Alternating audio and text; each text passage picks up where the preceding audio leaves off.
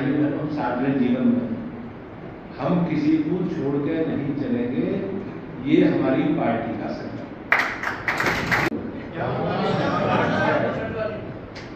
तो ये दिमाग में रखो। कुछ भाजपा पुराने लोग बैठते थे, क्या ऐसे कारण थे नहीं, सोचते थे कभी जीवन में आज से 10-15 साल पहले भी परिवार बढ़ गया है। तो जो पुराने लोग हैं, सैयद शाह अली जैसे लोग, तो मैं उनसे कहना चाहता हूँ, संबल में पार्टी कार्यालय पर संबल विधानसभा क्षेत्र से जुड़े सभी प्रबुद्ध नागरिक जनों की एक गोष्ठी, उनसे संवाद का कार्यक्रम भारतीय जनता पार्टी के द्वारा आयोजित किया गया था। इसमें बड़ी संख्या में डॉक्टर, वकील, शिक्षक और अलग अलग प्रकार के हमारे क्षेत्र में अग्रणी काम करने वाले लोगों ने भाग लिया है और सबने संकल्प दोहराया है कि माननीय प्रधानमंत्री जी के नेतृत्व में अब की बार 400 पार का जो संकल्प है, उसे भारतीय जनता पार्टी के संबल के सभी नागरिक साथी भाई बहन मिलकर उसे पूरा करें। जब विपक्ष तय नहीं कर पा रहा है कि प्रत्याशी कौन लड़ाए, एक बार मेरठ में तो प्रत्याशी बदला गया है। समाजवादी पार्टी या INDIA गठबंधन ये अंत विरोध का शिकार है, अंतर्कलह का शिकार है। और जिस प्रकार से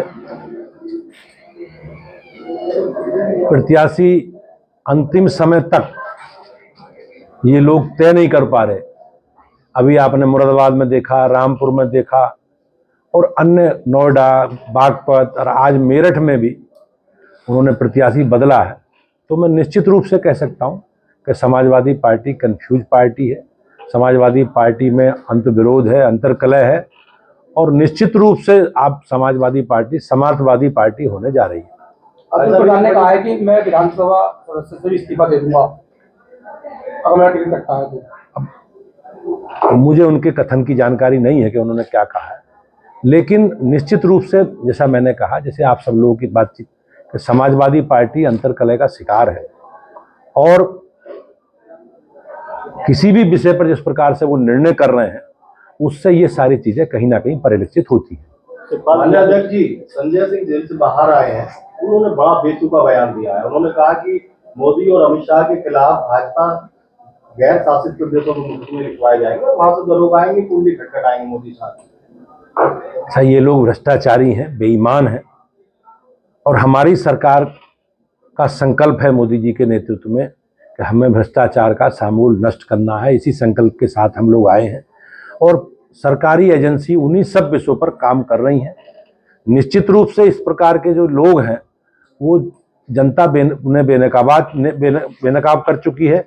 उनके चरित्र को सब जनता जानती है इन भ्रष्टाचारियों के, और अब इस प्रकार की अनावश्यक बयानबाजी करके ये लोगों का ध्यान या लोगों को भ्रमित नहीं कर सकते। सर, शिवपाल जी ने जिस तरह से बताइए सीट छोड़ने का ऐलान किया है, उसके बाद आपकी पार्टी के सांसद जी हैं रामशंकर पटेल जी, उन्होंने कहा है कि खुला ऑफर दिया कि बीजेपी में शामिल हो। अब मुझे उनके ऑफर का पता नहीं, लेकिन समाजवादी पार्टी के बारे में जैसे मैंने पहले भी कहा, पूरा प्रदेश, पूरा देश राम में है और बड़े बड़े धुरंधर दूसरे दलों के, विपक्षी दलों के चुनाव लड़ने से कतरा रहे हैं। और समाजवादी पार्टी के नेता शिवपाल यादव जी की जो उन्होंने इस तरह का बयान दिया है या वो सिंबल उन्होंने वापस कर रहे हैं, तो वो कहीं ना कहीं सब लोग मैदान छोड़ रहे हैं और ये सब जानते हैं कि मोदी जी के नेतृत्व में भाजपा उत्तर प्रदेश में सब सीटें जीतेगी और विपक्ष ने पहले चुनाव से पहले ही अपनी हार मान ली। ने कहा कि विपक्ष में किस्मत वालों को कुछ घंटों के लिए टिकट मिलता है। नहीं, उनका जो ट्वीट है, उनका बयान है, वो कहीं ना कहीं आज के परिप्रेक्ष्य में ठीक बैठता। जो उन्होंने कहा है, जो उन्होंने ट्वीट है, वो जो वर्तमान परिदृश्य है जिसमें हम आप सब लोग उस परिदृश्य को देख रहे हैं कि किस प्रकार से समाजवादी पार्टी के टिकट गाजर मूली की तरह बिक रहे, बदले जा रहे हैं, तो कहीं ना कहीं निश्चित रूप से ये उनका समाजवादी पार्टी का जो चरित्र है और समाजवादी पार्टी का जो अंतर्कलह है वो प्रदर्शित होता है। जिस तरह से कहा जा रहा है कि शिवपाल सिंह ने बदायूं सीट छोड़ दी है, अब इनका भी क्लियर नहीं हो पा रहा, अब अखिलेश यादव का भी अभी तक क्लियर नहीं हो पाया कहाँ से चुनाव लड़ेंगे। ये समाजवादी पार्टी को तय करना है कि अखिलेश जी कहाँ लड़ेंगे, शिवपाल जी कहाँ लड़ेंगे, लेकिन निर्णय करने के बाद, घोषणा होने के बाद लड़ेंगे या नहीं लड़ेंगे, ये आप लोगों को उनसे पूछना चाहिए। धन्यवाद। अध्यक्ष जी, एक सवाल ये है, योगी जी के मंच पर संघमित्रा मौर्य के रोने के बाद उनके पिता ने कहा है कि मुझे अपनी बेटी पर शर्म आती है कि वो इस तरीके की हरकतें कर रही है। संघमित्रा जी भारतीय जनता पार्टी की हमारी सांसद हैं और भारतीय जनता पार्टी में प्रत्याशी चयन की एक प्रक्रिया है और उस प्रक्रिया के तहत इस बार उन्हें प्रत्याशी नहीं बनाया गया। तो ऐसे बहुत लोग हैं जिन्हें नहीं बनाया गया, बहुत सीनियर लोग भी हैं, लेकिन निश्चित रूप से वो हमारे साथ हैं और पार्टी ने उनके लिए अच्छा कोई काम सोचा होगा और जल्दी सारी चीजें आप लोगों के सामने आएंगी। उनके पिता का कहना है कि मुझे अपनी बेटी पर शर्म आती है। मुझे उसमें कुछ नहीं, मुझे उस पर कोई टिप्पणी नहीं करनी। जिस प्रकार के बयान स्वामी प्रसाद जी देते रहे वो पूरा जग जाहिर है, सब लोग जानते हैं। ये पूरा यूपी आपका है, ईस्ट और वेस्ट में आप क्या अंतर मान रहे हैं? वेस्ट में मुझे ऐसा लग रहा है कि आपको ज्यादा मेहनत करनी पड़ेगी। नहीं, लोग हमारे लिए हमेशा अच्छा करना, अच्छे परिणाम देना और जनता की समस्याओं को लेकर बेहतर करना, ये हमारे लिए चुनौती है और भारतीय जनता पार्टी इस चुनौती को स्वीकार करके आगे बढ़ रही है। वेस्ट में चुनौती कौन सी आप देख रहे हैं?